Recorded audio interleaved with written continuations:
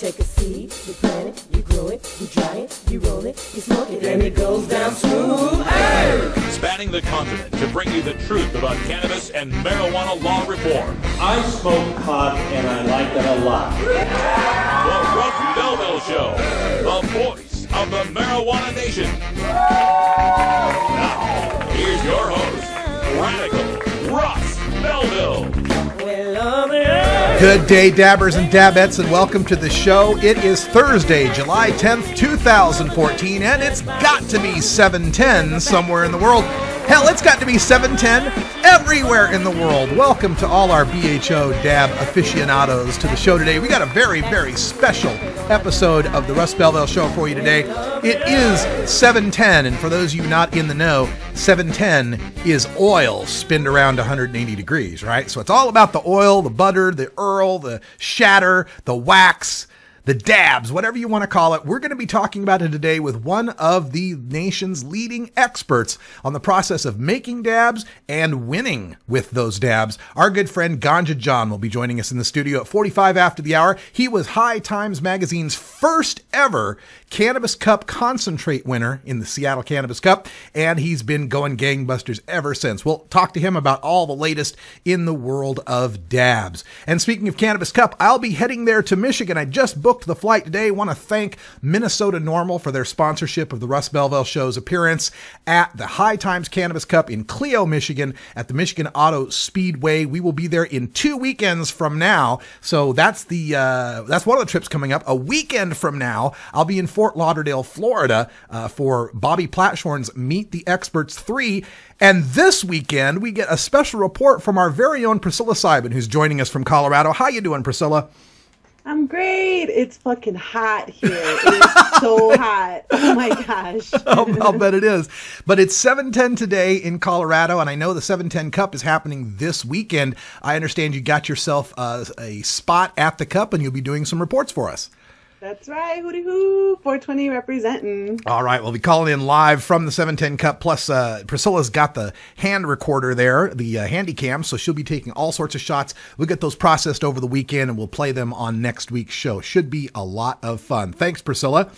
Yeah, of course. Of course, Priscilla will be bringing us our 420 radio news. It comes up right after this first break. And in the headlines today, we've got some final estimates of market demand in Colorado. It'll really surprise you. The Massachusetts Supreme Judicial Court has come up with a great ruling regarding the smell of marijuana and probable cause. An Iowa jury has just condemned a terminal cancer patient basically to death. Rhode Island's governor has signed some legislation to change cooperative gardening for medical marijuana patients in the state. Arizona will now allow PTSD sufferers to use medical cannabis, and Brooklyn, New York is making some moves toward marijuana decriminalization. We'll give you the details with Priscilla Seibin right after the first break. Then, after the news, we're going to go behind the headlines and take a look at a Reason Rupe survey of millennials, people aged 18 to 29, that would be Priscilla's age group there, and how they feel about marijuana legalization and government policy toward marijuana. The results probably won't surprise anyone out there. Also on the show today, we have our Cops Say Legalized Drugs segment. We've got James Gierach calling in. He's a former prosecutor. He's working with Law Enforcement Against Prohibition to help convince other law enforcers that it's time to legalize all drugs. And then when we get into hour 2 in Toker Talk Radio, I've got a little bit of a radical rant for you on the culmination of 3 separate trials in the state of Oregon that all involved friends of mine. We've got the final sentences from those trials for their crime of operating medical marijuana dispensaries. It's really good news. Can't wait to talk about it. Plus, we've got some other stories in Toker Talk Radio to get to that include a great piece on the Today Show website by Diane Fornbacher from Ladybud Magazine. Also, a girl who turned her parents in for pot growing in Minnesota, and Spokane's first pot buyer might be out of a job. All that coming up on the Russ Belville Show.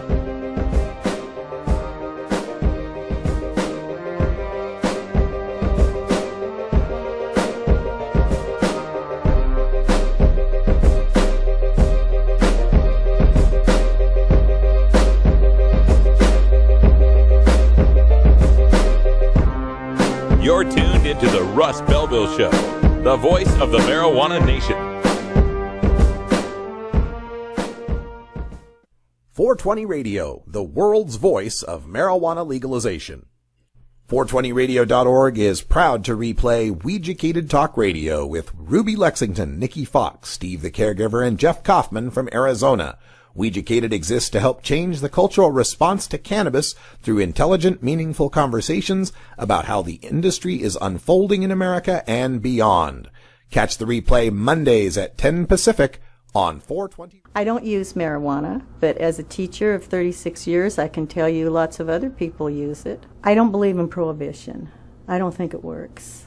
Prohibiting it hasn't stopped anybody from getting a hold of it. I would like to see it regulated so that maybe kids can't get a hold of it so easily. I know they get a hold of it now very easily. I support a new approach to marijuana. I support legalizing it. It's with us. It's not going to go away. And if we can get money through the taxation, we can also educate our kids about it. That's why I support it. It's time for a new approach on marijuana. NewApproachOregon.com.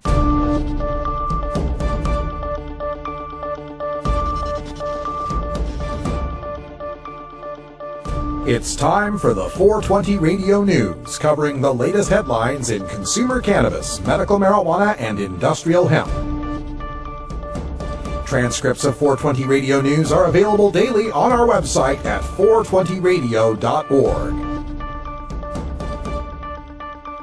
Now, here's Priscilla Simon. Hi, folks. It's your 420 Radio News for Thursday, July 10th, 2014. A new study of actual sales figures for marijuana in Colorado has yielded a market demand of 130 metric tons per year. A metric ton is 1 million grams. The new estimate is a third higher than previous estimates that had relied on self-reported use and questionnaires. 121 metric tons represents the annual demand for marijuana by Colorado residents, meaning residents of the Centennial State consume 10 tons of marijuana per month. Visitors to Colorado racked up another 9 metric tons of annual demand. These figures represent both medical and recreational use of marijuana that goes for an average of $220 per ounce. In Denver, visitors make up 44% of recreational sales, but at ski resorts and other vacation spots, visitors make up 90% of demand. About 9% of Colorado residents are consuming marijuana at least once per month, with 22% of those cannabis consumers using 70% of the marijuana in Colorado. Very few medicinal consumers made retail purchases, leading the study authors to conclude, quote, "The retail demand is derived primarily from out-of-state visitors and from consumers who previously purchased black market or illegal weed." Colorado has collected $34.8 million in marijuana taxes and fees so far this fiscal year. That's fantastic news, and I'm not surprised that the actual consumption is greater than what had been estimated previously. I mean, for one, you're asking people to, talk about their marijuana use when it was previously illegal, and that, people are going to underestimate.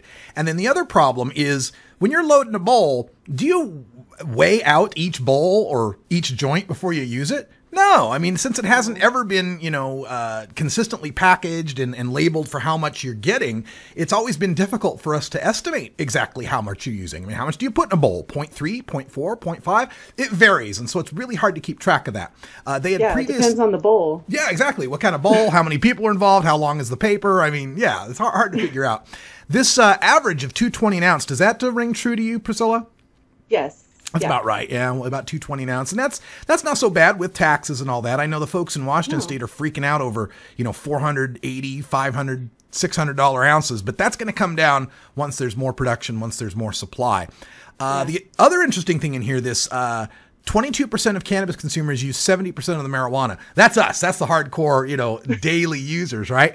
But it does go along to that 2080 theory that had been floated many times. In just about anything, 20% of the X accounts for 80% of the Y. This is something you find in economics textbooks all over the place. So it looks like it's bared out pretty well there for marijuana, although hard to determine how much of that is going to change as people get more accustomed to marijuana, but 9% of Colorado residents using marijuana, that still comports with what the annual surveys have found. Colorado's always between 9 and 10% of annual use for marijuana.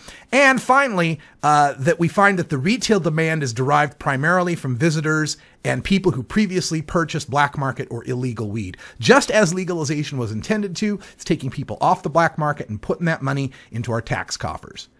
Right on. The Massachusetts Supreme Judicial Court has thrown out the conviction of a man busted for weed based on its smell.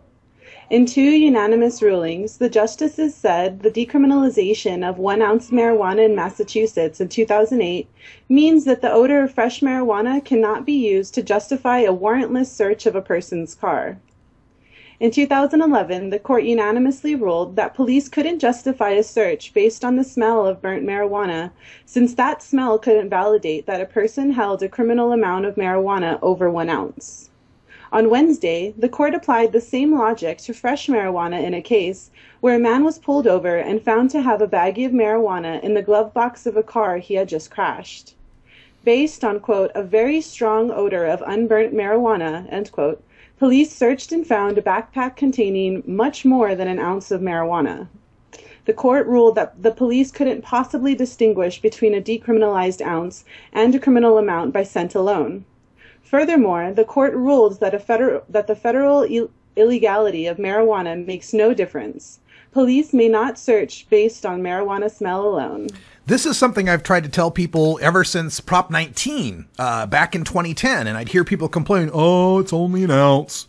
They're only legalizing 1 ounce. Well, this is decrim of 1 ounce. This isn't even legalization in Massachusetts. We're talking decrim. And when something's decrim, that means it's just a civil penalty. It's no longer technically a crime. So if you got less than 1 ounce, it's not a crime. If you got more than 1 ounce, it is a crime. And the court just reasonably said that a cop's nose cannot sniff the difference between under 1 ounce and over 1 ounce. That's what the cops were trying to say. This guy had wrecked his car and they, searched through the car in the glove compartment. They found this baggie of weed, right? Just enough to be a decriminalized amount. But they said that the overwhelming odor of marijuana was so strong that they had to go search the rest of it. And that's when they found the backpack and they found the much more than 1 ounce that was there. And like, as if the cops can, oh, that smells like a quarter pound. No, wait. No, that's at least half a pound there. Come on, that's just ridiculous. Tiny little nuggets can odor like a car, a room, a house. Yeah, exactly. It's crazy. And that's the thing. That's the thing the court came up with today is that the strong smell of marijuana doesn't tell you anything about how much marijuana there is. And that applies to drug sniffing dogs. That applies all over the place. So whenever someone wants to give you crap about it only being 1 ounce or only being decrim, point them back to a case like this and show how even these little baby steps help a whole bunch of cannabis consumers.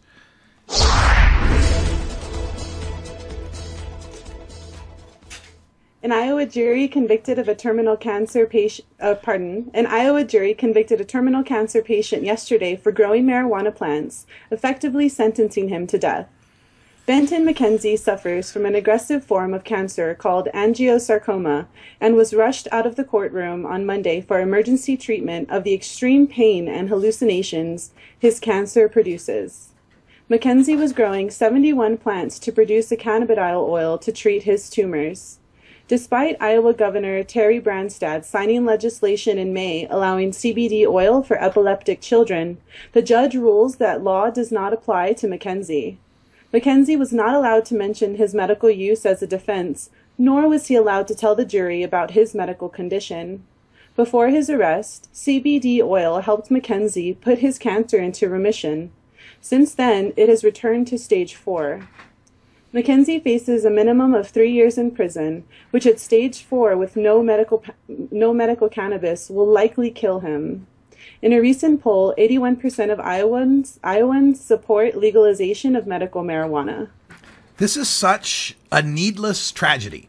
You've got 4 out of 5 people in the state that think he should be able to do this. You've got the governor signing a law that says Kids should be able to use this if they've got epilepsy.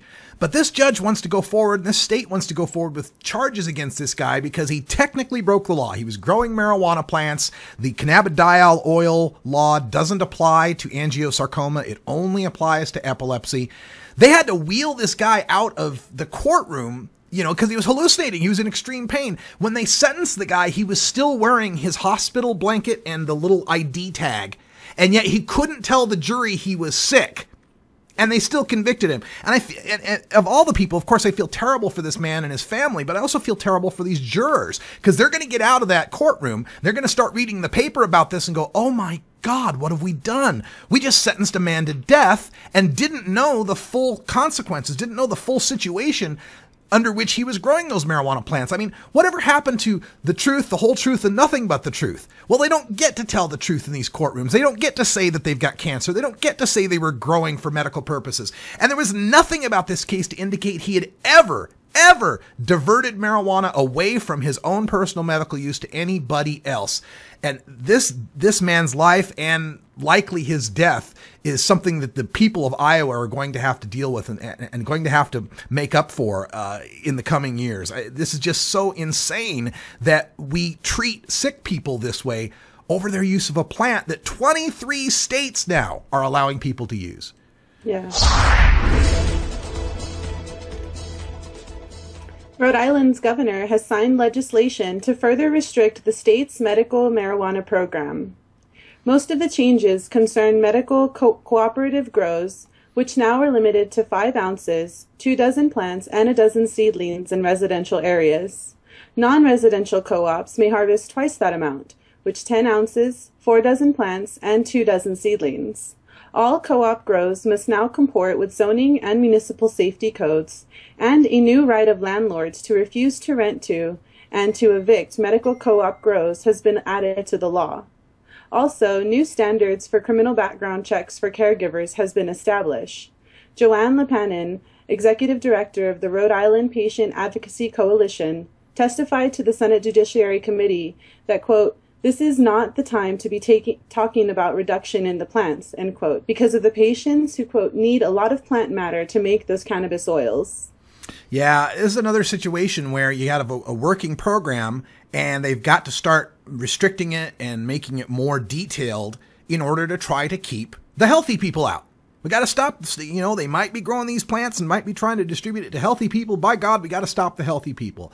And whenever we do that, all we do is we make restrictions that hurt patients in some way. They usually don't end up helping prevent diversion in any way. People that want marijuana are going to get it. It's long past time that the people of Rhode Island come along with the people of Colorado, Washington, and these other states that are wanting to legalize marijuana. That's the best possible thing you can do for patients.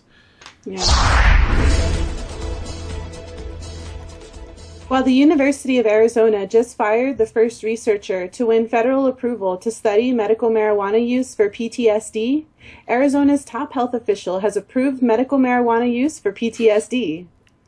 Will Humble, the state health services director, announced on Wednesday that, quote, "I have issued a director's decision that will authorize the use of marijuana for patients that are currently undergoing conventional treatment for a diagnosis of PTSD," end quote. The policy won't take effect until January 1st, when Arizona will join California, Connecticut, Delaware, Maine, New Mexico, Oregon, Michigan, and Nevada in allowing medical marijuana use for PTSD. Last month, an administrative law judge ruled that PTSD patients should have access to marijuana, countering Humble's previous decision to continue to ban medical marijuana for PTSD due to insufficient research. Yeah, just not enough research. We just don't know enough about it. But suddenly, when there's a whole bunch of stink about firing the lady at University of Arizona who was going to study medical marijuana for PTSD, now he comes around to this? Gee, what an interesting coincidence. About stealing her thunder. Yeah.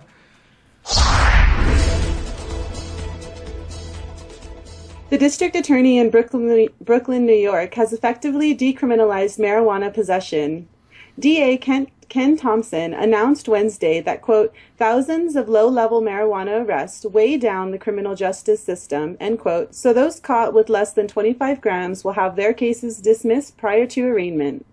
This has already been the outcome of most low-level pot possession cases, and Thompson has simply made it a new standard. However, NYPD Commissioner Bill Bratton says this will not change how his police officers deal with low-level possession on the street, presumably meaning pot offenders the DA won't charge will still be arrested and booked. Furthermore, the NYPD insisted that the dismissal of charges won't apply to violent offenders, gang members, those with open warrants, or those smoking marijuana in public, quote, particularly around children, such as a park, playground, bus, subway, or schoolyard, according to an NYPD press release.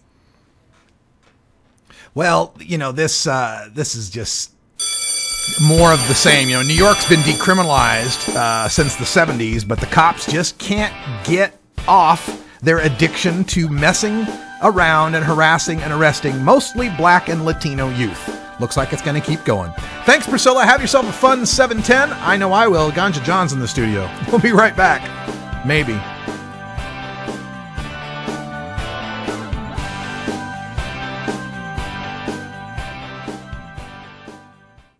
You can get 420 Radio on the go with our Shoutcast stream for all internet-enabled media players. Go to rad-r.us/420shout or just click the Shoutcast icon below the live radio feed at 420radio.org. The International Cannabis Business Conference takes place September 13th and 14th at the Portland Ballroom in the Oregon Convention Center in Portland, Oregon. Featured speakers include Oregon Senator Floyd Przansky, U.S. Congressman Earl Blumenauer, Daily Dish blogger Andrew Sullivan, author Doug Fine, and Harborside CEO Steve D'Angelo. To learn more, visit our website at international.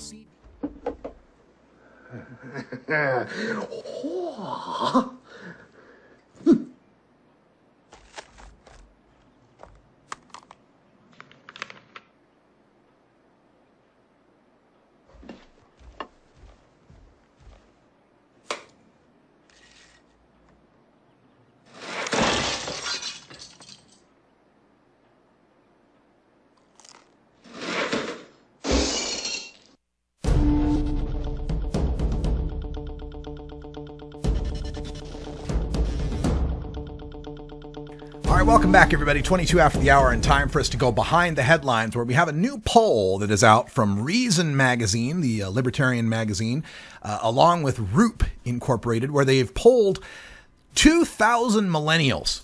The millennials would be those between the ages of 18 and 29. And we've got a margin of error here of about 3.4 points. So we'll give you some of the details on this. But as you would expect, millennials are much more progressive on marijuana and drug policy issues than their older counterparts. One of the questions on here was, who do you trust most to handle the following issues? And they list a bunch of issues, and they ask, do you trust the Democrats, the Republicans, or neither party to do something about these, who do you trust on these issues?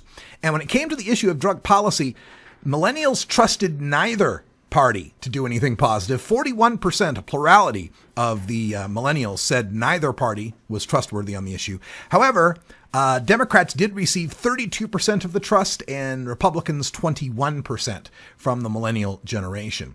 Also in the Reason Root poll, the question was asked, of the following, which three reasons do you think are most responsible for the continuing problem of poverty in this country?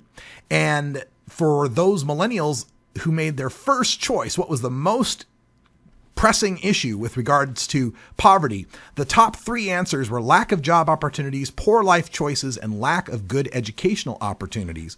Drugs and alcohol came in tied for fourth, along with lack of a work ethic among the millennials as to why we have a problem with poverty in this country. So millennials clearly see the problem as really lack of jobs, lack of education, and one's own poor life choices, that drugs themselves aren't as culpable. Another question in the poll asks, do you think the government should prohibit or allow the following? And among the things that millennials have greater support for legalizing or keeping legal than marijuana include selling large sugary drinks in theaters and restaurants, wearing Google Glass in public, having plastic bags at grocery store checkouts, buying incandescent light bulbs, buying foods with trans fats, online pornography, e-cigarettes, and gambling, all rated higher than legalizing marijuana. However, among the millennials, legalizing marijuana, or using marijuana, I should say, was chosen by 57% of the millennials as something that the government should allow, with 39% of millennials saying the government should prohibit it. But the numbers get a little more interesting the way they change the wording of the questions, where they have 57% legal, or should, 57% of the millennials say that they should be allowed to use marijuana. When asked, should someone who uses marijuana go to jail, pay a fine, be required to go to rehab, or just be allowed to use marijuana, the numbers break down a little differently. 45% of millennials say that people should be allowed to use marijuana.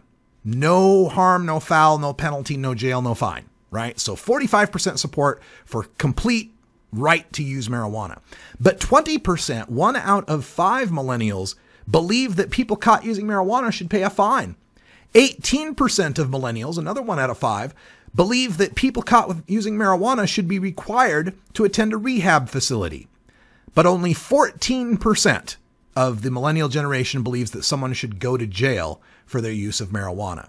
Comparing that to other drugs, most other drugs come up with very similar numbers. Cocaine, heroin, and ecstasy were also asked about. 11% of the people thought ecstasy should be allowed, 8% for cocaine, 7% for heroin, and all of them above 1/3 believed you should go to jail for cocaine, heroin, or ecstasy. And finally, a question about alcohol. What do you think the legal drinking age should be? 31% of millennials said it should be under 21, 32% said it should be 21, and another 21% said the government should not set a legal drinking age. Only 14% of millennials believe that the drinking age should be over the age of 21.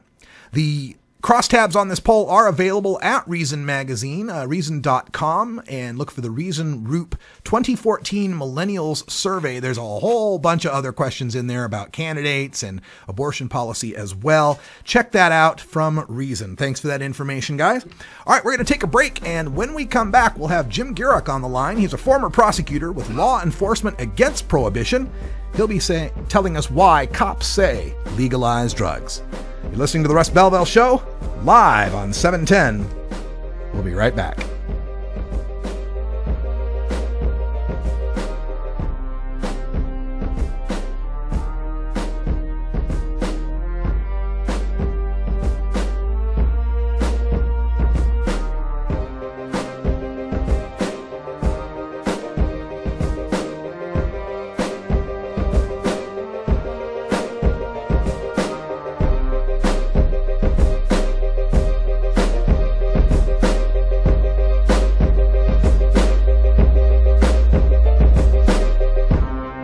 You're tuned into the Russ Belville Show, the voice of the marijuana nation.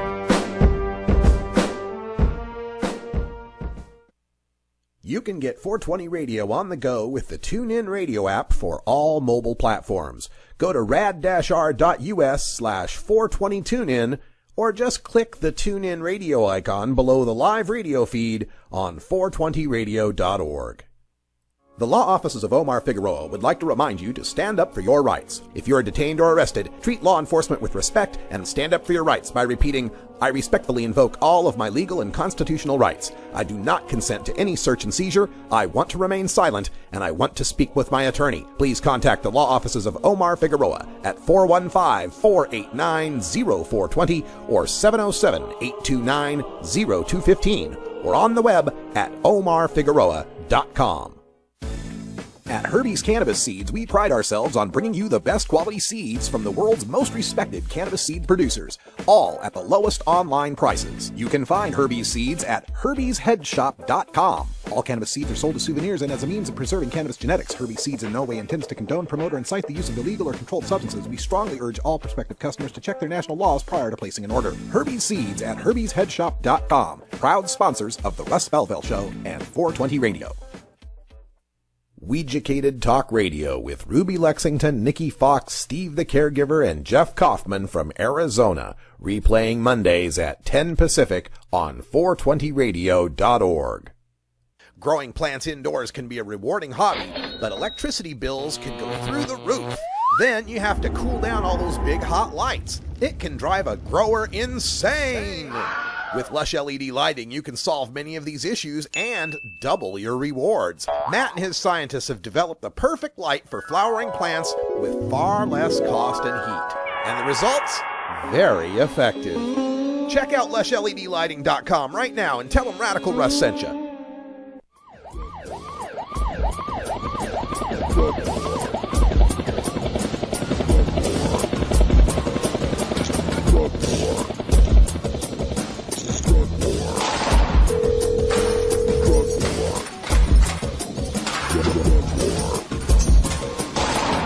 One of the most disturbing elements of the Prohibition War is how it's made police the enemy of otherwise law-abiding cannabis consumers. Fortunately, one group of police officers knows the futility of prohibition and reaches out to educate the community and current law enforcement. Today, the Russ Belville Show visits with another speaker from Law Enforcement Against Prohibition with one clear message: cops say legalize drugs. Welcome back, everybody. Half past the hour. Time for our LEAP segment, sponsored by Law Enforcement Against Prohibition. Check them out at leap.cc. Joining us today, we have a former prosecutor who's been a guest on the show before. Jim Gierach joins us. Hello, Jim. How are you? Well, very good, Russ. Good to be with you. Good to be with you too, sir, and thanks for calling in. Of course, the big news this week has been the rollout of a second state offering legalized cannabis sales, and I was there in Seattle just a couple days ago when the Seattle City Attorney, Pete Holmes, actually was one of the people in line and purchased legal cannabis. This went all over the news wires, and I just wanted to get your feelings on that. How did you feel about those events on Tuesday? Well, it's really great because it's showing average, regular people, even lawyers, know their sense in standing in line to get some marijuana now and then for something that may ail you, and in this state, even if something isn't ailing you. So it's very constructive. In recent years, the last 3 years, I've been at the United Nations Commission on Narcotic Drugs in Vienna for each year. And I think we can be proud that the United States has at least 2 states that are now leading the way and setting an example of what needs to be done not only across the United States but worldwide. Uruguay, of course, is the first country in the world which has now legalized marijuana for recreational purposes. And that just is evidence of what's going to come around the world. Yeah, it seems like the momentum is just growing and growing, but despite that, we still have law enforcement maybe in a last gasp effort, last ditch attempt to make the most of prohibition, still going after people. We just reported on a man with angiosarcoma in Iowa who was sentenced for growing plants medicinally. We've got the NYPD commissioner who's talking about continuing to stop and frisk and arrest people despite the Brooklyn DA saying he's not going to prosecute for under 25 grams. What's it going to take to get these law enforcement officers to recognize that the handwriting's on the wall, legalization's coming, and they've got to change their attitude? Well, law enforcement has really been the slowest to come around, even though they're the most informed on how much of a failure the war on drugs is, not only for marijuana but for all drugs. The irony of the drug war is it's the most effective way to put more drugs uncontrolled and unregulated everywhere. It's the heart of the violence. It's the heart of the crime. It's the reason we've turned the United States into the prison capital of the world. Yet law enforcement, in large part, has continued to support the drug war. And the reason is because law enforcement is riding the drug war gravy train, the same as the cartels and the street gangs. That the bad guys are in favor of prohibition. Al Capone was in favor of prohibition. The people who are selling illegal drugs today are in favor of prohibition. So it makes no sense for the good guys, the cops, the parents, the preachers, to be on the same side of the issue as the drug cartels. But the reason that the police have been on the same side is because they get to legally hijack the proceeds made by drug dealers, the planes, the boats, the cars, the cash, the property, and convert it to their own use, payable through legitimate means, through overtime pay, through bigger guns, battering rams that go through houses, hiring more police, job security. the war on drugs creates crime. So if you're in the crime-fighting business and you get paid, particularly where we're policing for profit in drug cases, where you get the money. The forfeiture laws in this country, where we're going to fight drugs. Drugs are bad. So when we take the money, three things happen in a drug bust. One, we seize drugs, guns, and cash. And the cash gets split basically half to the feds and half to the local law enforcement agency. So we want to time the bust and the arrest at the time when the drugs and the money are going to change hands, so the money becomes ours. If we bust the drugs before the cash gets there, then we don't get the cash.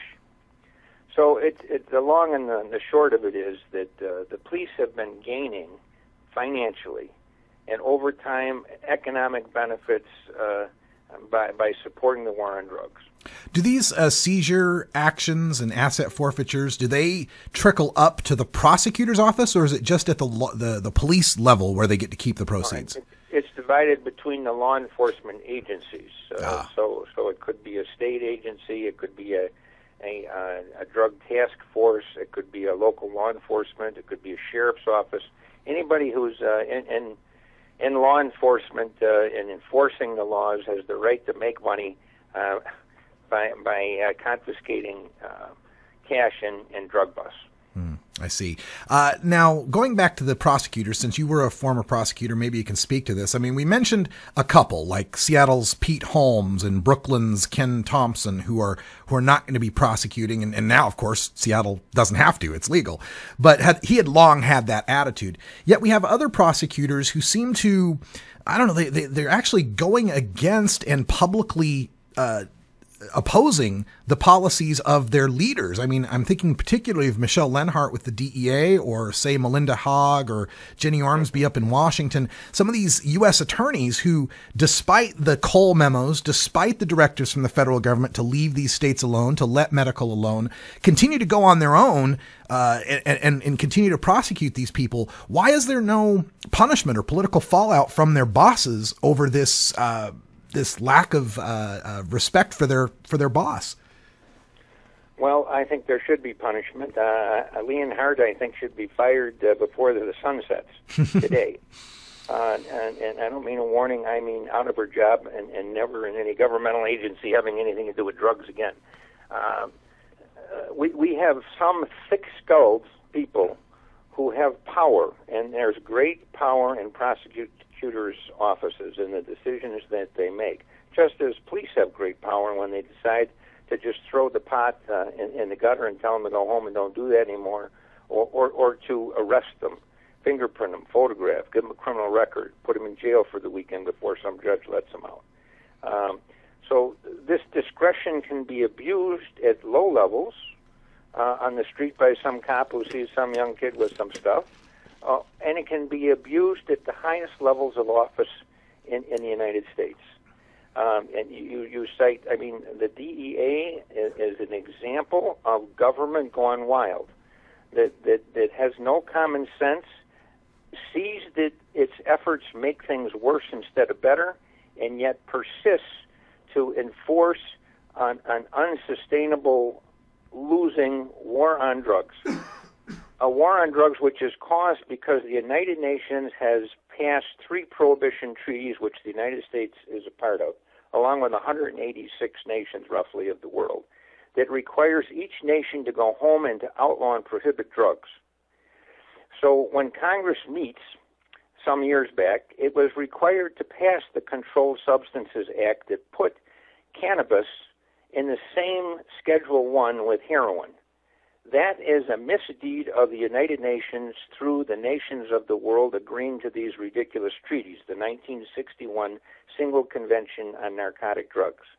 When I was in Vienna this last March, I see this handsome-looking fella at a table over talking to about 8 people, and I'm there passing out a proposed amendment to the United Nations treaty that would give the nations of the world the right to put in place their own drug laws, to try regulated markets, to end the criminalization model, to put in place harm reduction and health-oriented programs.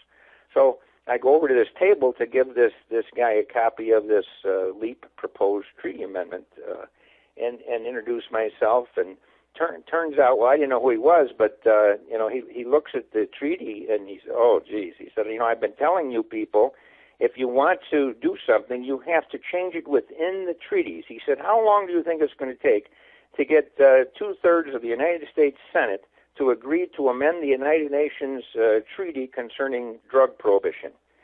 And I said, "Geez, I don't know. I hope not long." He said 150 years. I didn't know who I was speaking with, but this guy, he ends the conversation by saying, "Well, I can see this conversation is going to turn unpleasant, so I'm leaving." And he and his entourage leave. Turns out that it's William Brownfield, who is the Assistant Secretary of State of the United States in charge of international narcotics and law enforcement. Here's a guy who is saying it's going to take 150 years before we got people in the United States Senate with enough sense to amend these United Nations treaties to eliminate the prohibition model, which is the curse of the world. So you can take from the lowest level of the law enforcement officer making a decision on the street, which could be good or bad depending on the decision he makes. You can have a prosecutor deciding whether to charge the kid with a sale or delivery or possession or a bigger quantity or a less, despite how much he may have. And you can have a judge deciding to send the guy for prison for a ridiculous period of time or not.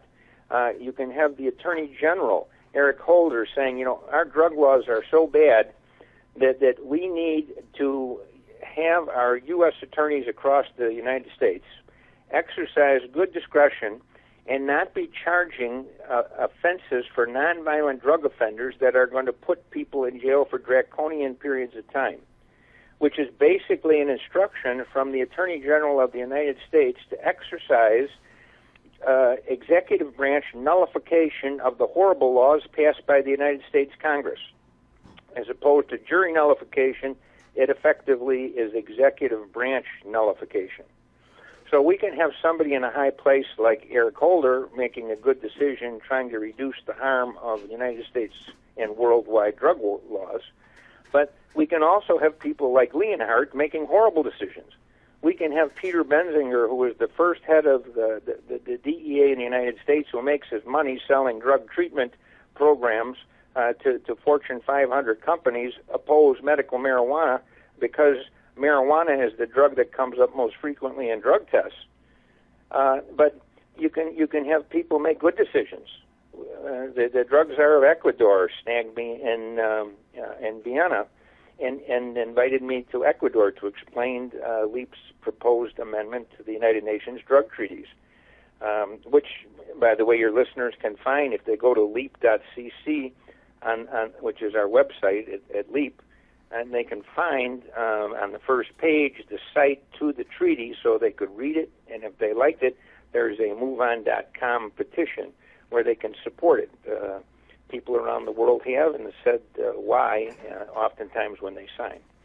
So it's a little advertisement, but it's important because many people don't realize that the heart of the horrible drug policies in America are not created in your local city or village or county or even state or even United States Congress.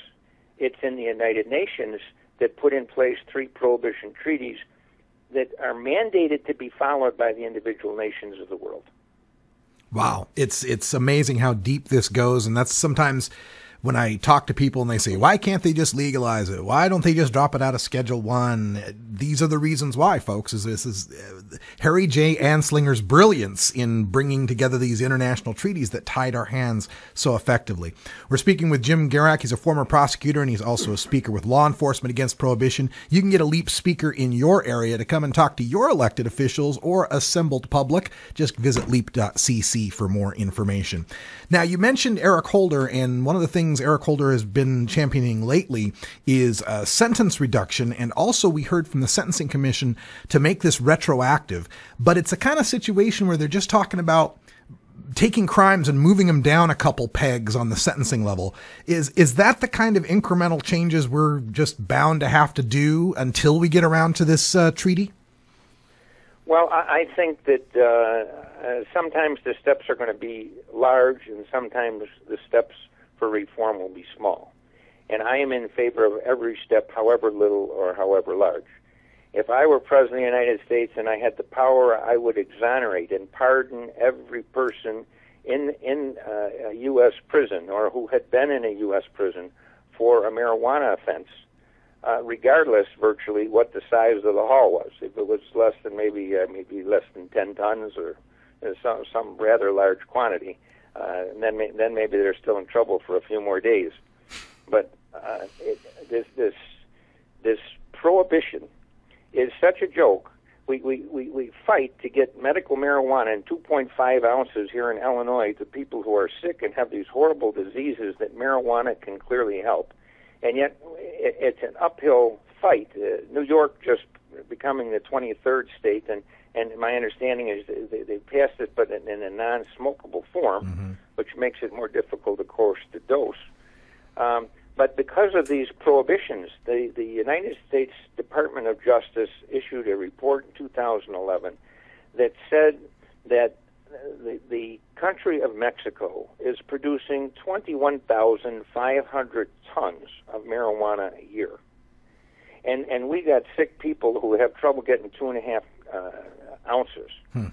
We say, no, you can't have marijuana for a recreational or a medical purpose, but they plant 6,000 marijuana plants 2 miles from my home in the forest preserve. We have drugs, marijuana, seized 8 tons 2 summers ago here in Chicago. 8 tons. They say it's a big drug bust. 8 tons compared to 21,000 tons isn't worth sending more than 1 or 2 policemen over to clean the thing up. So, I mean, we have made much of America's workforce unemployable by stamping them as convicted felons. We have people who have been sent to prison for draconian sentences, even though we know that the policy fails and we know that the policy of prohibition causes what it was designed to prevent. So there is much harm that could be resolved in a better fashion if the governors and the president would use the authority that they have and grant pardons, grant commutations of sentence, and use executive branch power to nullify the harm that our poorly drafted, ill-thought legislative laws have done to the people of America. Well said. Jim Gierach, former prosecutor with Law Enforcement Against Prohibition. Thank you for fighting against the drug war, and thanks for coming on our show again. It's great to be with you. All right. When we come back, we're going to celebrate 7/10. It's the oil holiday, and we've got 2 professional level Major League All-Star dabbers in the house. So stay tuned. We're going to have some fun.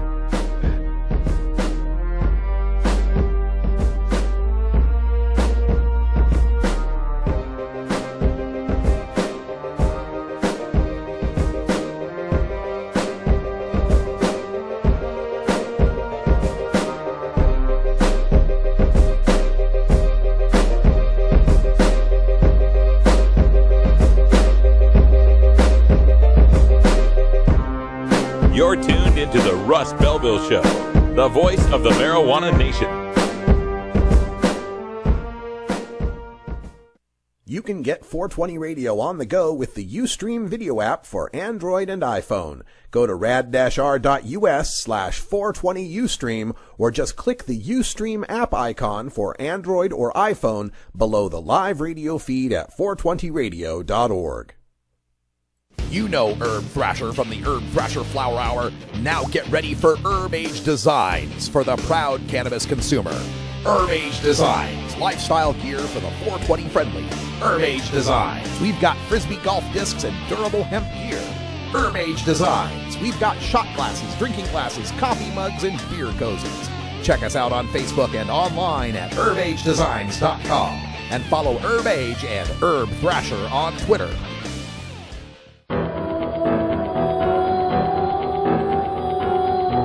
In the interest of fair and balanced journalism, the Russ Belville Show presents the anti-drug public service announcement of the day. I get angry just thinking about it makes me mad. Little kids doing drugs, it turns my stomach. That stuff hurts. It stops you from living up to your potential. It holds you back. It hurts the user. It hurts his family. And it hurts his friends. I just want to shake some sense into you kids that are using drugs and think about using. So remember, don't, or else. Okay?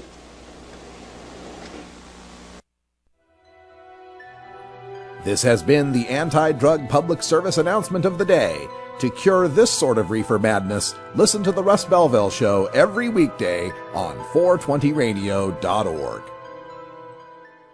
I'm Radical Russ Belville, and I want to thank you for listening to 420 Radio. We couldn't survive without you and our sponsors, and I'd like you to check out one of our prime sponsors, the National Cannabis Coalition. I've been working with NCC since June of 2012, and I'm proud to be part of the team they have assembled. National Cannabis Coalition is building the partnerships with reformers, lawmakers, and industry we need to be successful.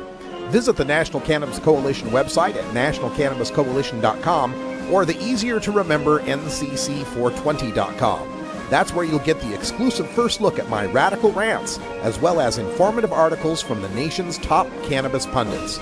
Visit ncc420.com today, and if you have your phone handy, text Russ to 420-420 to support NCC and 420 Radio. It's a free text message that helps us help you end adult marijuana prohibition. Learn more at ncc420.com, and thanks for supporting independent marijuana legalization public radio. You can't handle the truth. Entirely legitimate topic for debate. You have offended my family. Hey, this is great, man. And you have offended a Shaolin temple. One major responsibility is to encourage people to use less drugs. I know nothing. I support a change in law to end federal criminal penalties for possession of up to 1 ounce of marijuana. We don't need no stinking budget. Homosexuality, immorality in general. Down the century, you have slurred the meaning of the words we, the people. Be warned, this is not your mother's marijuana. You could ask yourself a question. Do I feel lucky? Or do you, punk? I want to ask you a bunch of questions. I want to have them answered immediately. Surely you can't be serious. I am serious. And don't call me Shirley. Radical Rant. All right, welcome back, everybody. 52 after the hour. No time for ranting today because we're just going to have some fun because we got Ganja Jon in the studio. Hey, Ganja Jon, what's happening, my man? How's it going, buddy? How are you? Oh, good to have you here. I was just thinking of something. This is to show how high I am when you're playing that clip. Sometimes when I hear Obama, I like to imagine The Rock saying it. Because their voices are so similar. You're right. The Rock and Barack. Think about it. Kind of sound similar as it is. Think about it, bro. Let's see if we can see, twist a bit to the side. People can see that little oil pin, man. That's the coolest thing. Who's that glass artist? It's Nathan Adamai made this for me. Check it out, guys. It's magnetic, right? It's just a magnet on the other side. Yeah. So it clips to your hat brim. It's like the sweetest hat pin I've ever had. That's pretty dope. Yeah, I've had stuff similar to this before, like made out of silver that was really expensive or whatever, but this is glass. I really like it. Yeah, and it looks more like oil. It looks actually like oil. Yeah. It's pretty cool. I have a few like glass pendants that look like oil, like laying around on my table, and people try and take tabs off of them all the time. It's pretty funny. Yeah, we've also got Todd Armstrong in the house. How you doing, Todd? Ole, very well. Yourself, my friend? Doing excellent, and I understand the comedy career is heating up. You got all sorts of shows going on. What's happening with you? Been doing well. PermanentComedy.com, of course. Follow everything. John was on the show. Since then, he has gotten a new tattoo of his cannabis cup. We've gotten a couple tattoos since I was on Permanent Comedy. You should go check that out. But yeah, everything's on there. But I've been doing well. I ended up closing out the High Times after I guess after party at the San Francisco Cup. Had a great time doing that. And going to be at Helium quite a bit. And just go and check out the websites and follow me there and check out what John's doing. And Arm Todd Strong still on the yes, sir, on the Twitter. All right, yes, on everything. Arm Todd Strong, which is one of our Second Amendment rights. Yes, the right to arm Todd Strong. Please do. It's better than Leg Week, which was my football coach's name for me. Leg Week, very nice. He felt that was the true opposite of Armstrong. So we've got Ganja Jon here for it's 710. Everybody now knows 710's the oil holiday. Yep, it spells oil upside down. Yep. Makes more sense than 420.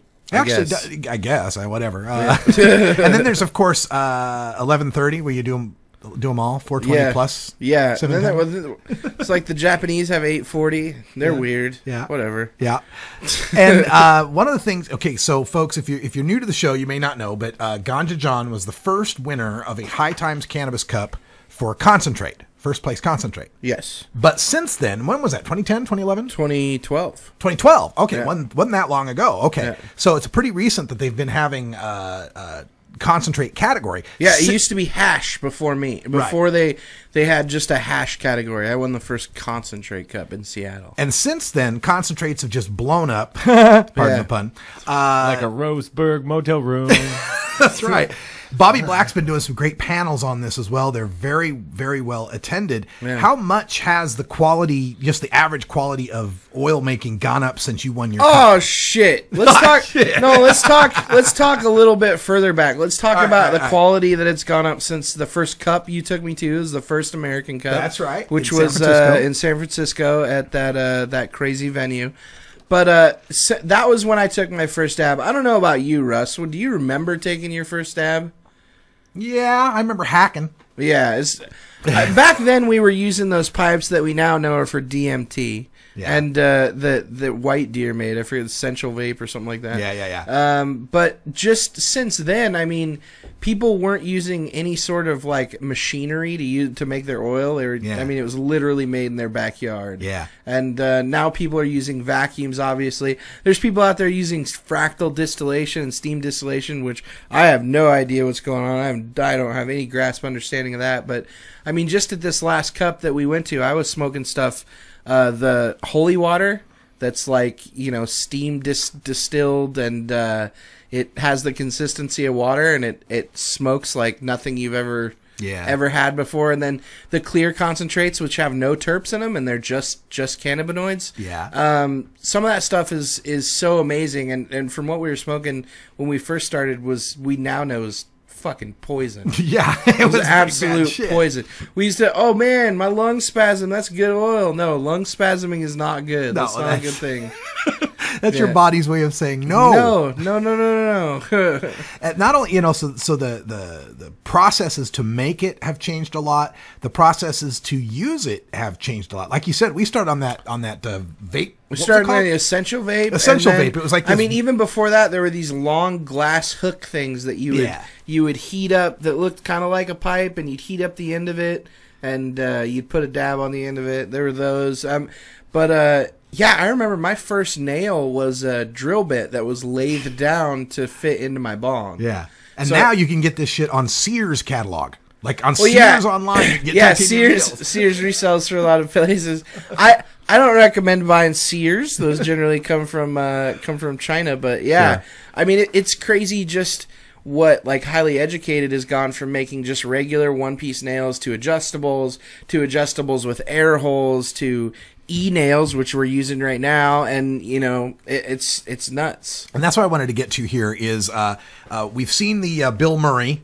We had that up on the screen earlier. Mm-hmm. That box there that's connected has got a cord that's running to what looks like a cup with a tube coming out of it. It almost looks like a Slurpee cup. This is a Slurpee cup. Is it a Slurpee cup? Yeah, a Slurpee cup with a tube coming out of it, and then a nail up on the top of that that's connected to that electrical transformer there, keeping it at a constant temperature. No need to use a torch. No torch, which was the bane of our existence when Russ and I were doing the show, is you can't use a torch when the microphone's on. Yeah, it picks it up like a fucking blast off of a space shuttle. Sounds like a spaceship. But yeah, it's really nice. No more torches, no more accidental burns. And ready to go right when you always ready to go. I leave this thing on much more than I should, but there's always ready to take a dab. We're gonna keep going on our 710 celebration into hour 2, Toker Talk Radio, which for the day will be Dabber Talk Radio.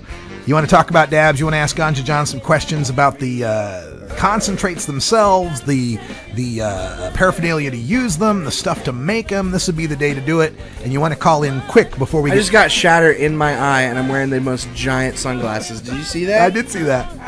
Before we get DTFO. So for Ganja Jon, Todd Armstrong, Priscilla Simon, I'm Radical Russ. Thanks for joining us. Stay tuned for Hour 2. And until next time, take care of each other, tokers.